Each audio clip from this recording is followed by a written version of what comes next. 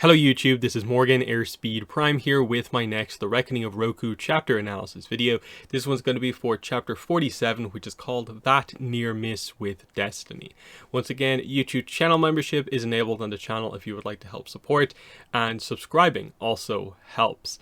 But we get into this Sozin-focused chapter, so we pick up from the end of the previous chapter, but we switch from Malaya's point of view to Sozin. So we get to see Sozin's reaction to killing Malaya, and obviously significantly here, arriving at the sacred cave and seeing Roku, and we're about to see the kind of finale sequence pretty much take place here at this point.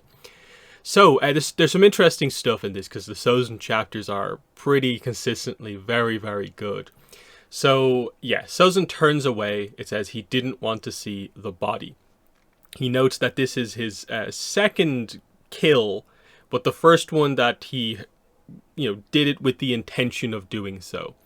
It is described here that, like, he has a pale face, his hands are shaking, and he can barely kind of keep himself calm, basically. We do get the idea that he didn't want to kill the girl.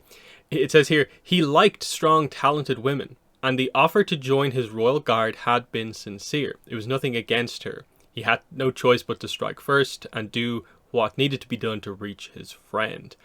But like I discussed in the previous chapter, the idea is that the second these two kind of met each other, and given the positions that they were in, they just both got the sense from each other that one of them was going to kill the other, basically. And so that's why he did what he felt that he had to do. Interesting line up next. That was always the problem with vicious women who thought too much. Useful tools until they weren't. It was only a matter of time until Dalasai's mind also took her over the edge. As much as Sozin had come to enjoy her company, he was prepared to do what would be necessary if he couldn't keep her in line. So that's a bit of a yikes, Sozin, that okay, there's a bit of a problem there. But the idea that he's already sort of preparing himself in his head for the second Dalasai pushes too much, I'm going to kill her. And you can see how this is very, very quickly going to get to the point where it is a very easy thing for Sozin to do, to just advocate for killing people who he dislikes, does something he dislikes, or just feels he needs to get out of his way. That his second kill, he's still not used to it, but it seems to be becoming more and more easy overall. But anyway, quick update on the fact that Sozin has been stabbed by Malaya. They don't focus on it too much. It's noted that it's deeper than he thought, basically, but he's going to be relatively okay. The issue is more of what happens at the end of the chapter here, and sort of the fact that he goes into that injured. That's more of the issue. We then get the idea of he's just about to find Roku, and he's thinking about him, of the idea that he had to go to find Roku because he doesn't have confidence that Roku can win this fight or kill his opponent if he needs to. He had never fought a single Agni Kai. Yasu had always stepped in on his behalf, and Sozin had taken on that responsibility after Yasu's death.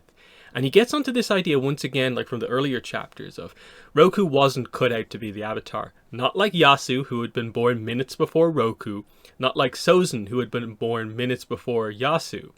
Perhaps, he thought, not for the first time, this had all been some cosmic miscalculation.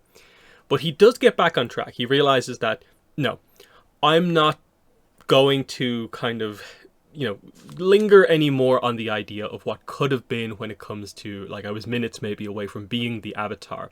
It says here, while in the library, he had gotten over this because even though he's only spent one day in there, the information that he's found in there, he feels is enough already so that he can gain the power he needs to secure the Fire Nation's future for generations. And then, an important line here, maybe even the kind of power that could rival the Avatars. Which is funny because we basically know it ends up not being the case. Because of course when Roku and Sozin do fight, it's not a contest. That Sozin is bested by Roku without even needing to use the avatar state, and then Roku goes into the avatar state anyway to show the extent of the difference between the two of them, so that, you know, anything he can learn, it doesn't put him on the level like required to truly challenge a fully realized avatar, is the idea. And it's more so, I think, the idea of he still doesn't think Roku is cut out for it. He doesn't think Roku could ever get to the point where he would be a true threat in a fight against Sozin, which obviously turns out to not be the case, obviously. At this point, he notices a lot of the explosions and sounds off in the distance are not happening anymore, so he's convinced Roku has been killed by Ulo. But when he gets to the sacred cave and gets down there, he kind of realizes, oh no, Roku's in the middle, kind of meditating on his own still. The other guy's nowhere to be seen. Roku had actually won, and he's shocked about this, and he's calling out to him, but of course Roku is still kind of peering into the spirit world, basically, meditating. We see Sozin's reaction to being like imbued with the power of the cave. The most euphoric feeling he'd ever experienced in his life, raw power. He straightened up and flexed his fingers. Energy coursed through his chi pathways like blazing fires within a furnace. He only needed to open the furnace door to channel the energy into any of the legendary firebending powers he'd lusted after his entire life. No need to waste years with arduous training. No need to prioritize. Protected by indomitable strength like this, the Fire Nation could truly be safe, truly free, if only it could last. So it's the idea of, if only it were possible to take this energy, take this power from the island. But it's the idea of, he gets a sense for what it's like to be empowered. So you almost get the idea of, maybe this is why he really focuses his attention on the comet, of like, it's only for a moment, a little bit, but the nation empowered by that comet, what we could do is, I think, the idea here. I think it's important that Sozin experiences the power in terms of just a thing for setting up the future overall. But then he notices someone getting up. So this is where Ulo gets up after being unconscious, and he's screaming at Roku, because again, he's quite a bit away from Roku here. And Ulo is obviously coming over here to finish the job. He gets his water bending going again and is about to basically impale Roku with a variety of ice shards. Sozin steps in, he's now in the cave, to try and defend, because he feels with the power that he has here, he can do anything. So he slides his front foot forward and shifted forms to firebend a barrier of flames that would melt the ice spears. But the moment Sozin released the energy, he knew something had gone horribly wrong. So the idea is of here that I think, my interpretation of this is, Roku, when he did this, was always sort of cautious. Roku has always been, I think, a firebender who would rarely ever just go crazy and try and unleash all of his power. He's just that sort of character. The idea here, I think, is that Sozin has potentially just gone full power, and he does not realize how crazy empowered everything is. Because again, this is not just standard power of the cave. This is the cave during the event that actually imbues it with energy. So it's even higher. And Sozin has just kind of let off a bit of a nuclear blast here. And the idea is, how much damage is he going to cause in everything that's actually happening here?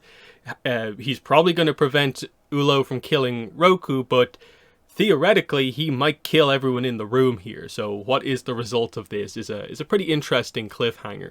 But again, they covered a few interesting details here. You definitely get the sense that Sozin is gradually morphing into the kind of real villain that we know he will eventually become. But the slight sense of just the protectiveness over Roku that remains, but then the lack of confidence in Roku, his power hungriness, and not lack of respect for, I suppose, Roku's actual potential is quite interesting as we kind of go through this. And the idea that he does get a bit of a taste of this power, and now here he is, you know, not being able to control it here. It's an interesting ending. But in the comments, let me know what your thoughts are on this chapter. But that's been the video. Thanks for watching, and bye.